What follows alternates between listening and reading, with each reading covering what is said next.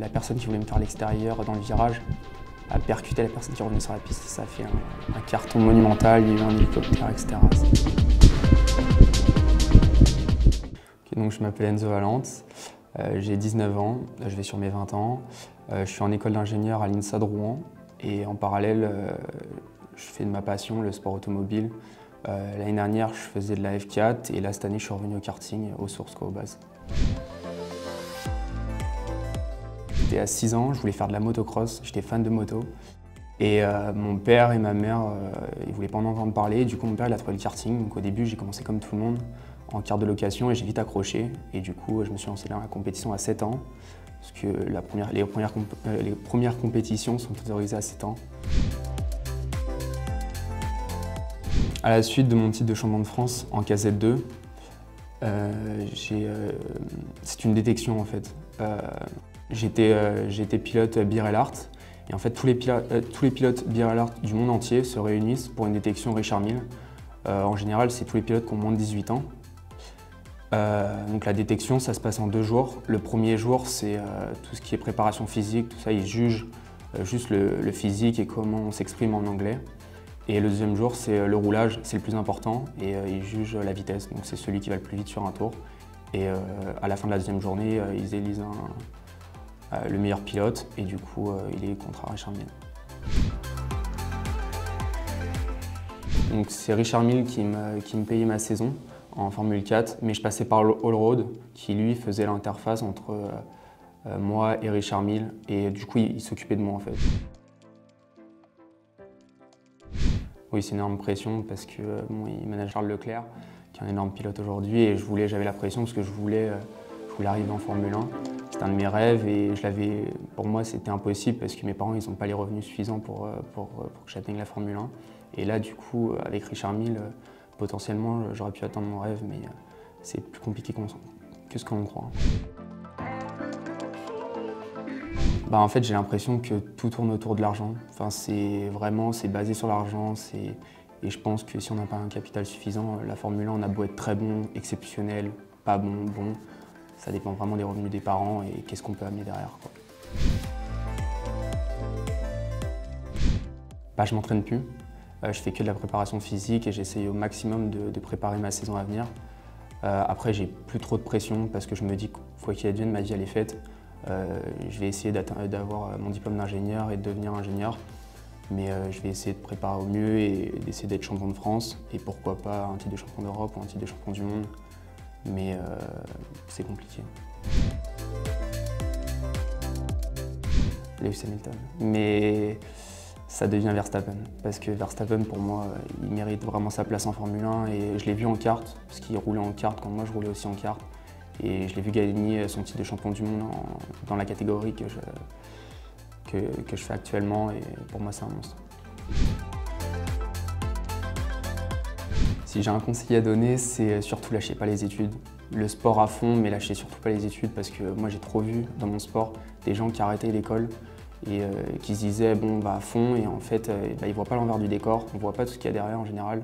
Et quand on va dans les détails, on creuse, c'est vite compliqué, on se dit qu'on a peut-être fait une bêtise en arrêtant l'école, mais il faut faire les deux au bout et essayer de faire le maximum qu'on peut, et normalement, pour pas avoir de regrets dans la suite.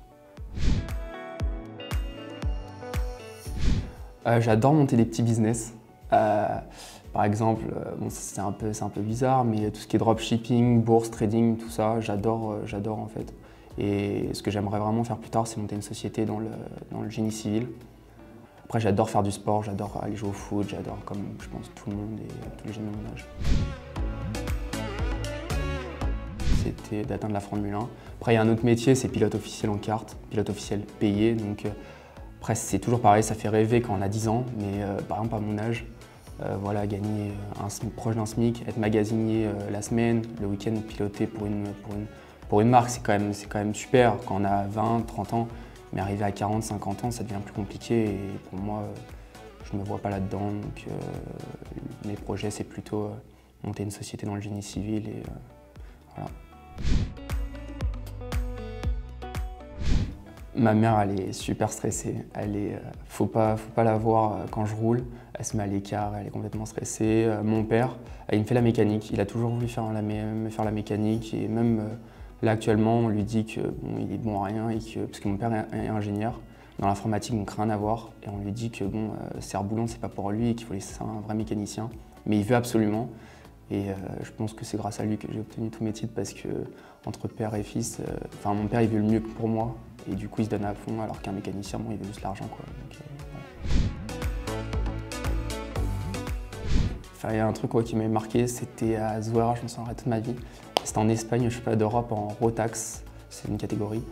Et en fait, on était à deux, je doublais quelqu'un à l'intérieur et il y a quelqu'un qui est revenu sur la piste et la personne qui voulait me faire l'extérieur dans le virage a percuté la personne qui revenait sur la piste. Ça a fait un carton monumental, il y a eu un hélicoptère, etc. Ça m'avait choqué. Après, j'ai pas eu de grosses frayeurs parce que j'ai jamais fait de tonneau, je me suis jamais retourné, je me suis jamais cassé quelque chose. Mais j'ai vu des trucs qui m'ont quand même assez marqué. Après, en voiture, j'ai eu un accident à Spa-Francorchamps.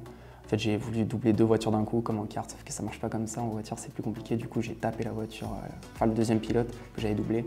Du coup, je me suis accroché, mais non, jamais vraiment de frayeur. Comme je l'ai dit, j'aimerais bien obtenir un autre titre de champion de France. Pourquoi pas continuer le kart, parce que ça me dérangerait d'arrêter. J'ai toujours fait ça et jusqu'à mes 35 ans, j'aimerais en faire. Après, comme je le dis, je pense que je me concentre vraiment maintenant sur mon école et je me dis que si demain j'ai pas mon diplôme d'ingénieur et que je ne saurais pas quoi faire, j'ai pas envie d'aller vendre des frites chez McDo. Donc je vais me donner à fond dans ça et je vais essayer encore de continuer les deux, même si c'est quand même compliqué. Et je le vois quand je suis à l'école et quand je m'absente un week-end, même un week-end, que ce soit samedi, dimanche, alors que les courses normalement c'est le jeudi, vendredi, samedi, dimanche, le lundi je suis complètement déphasé. Et c'est compliqué de se concentrer pour les cours, pour les TD, pour les cours magistraux, etc.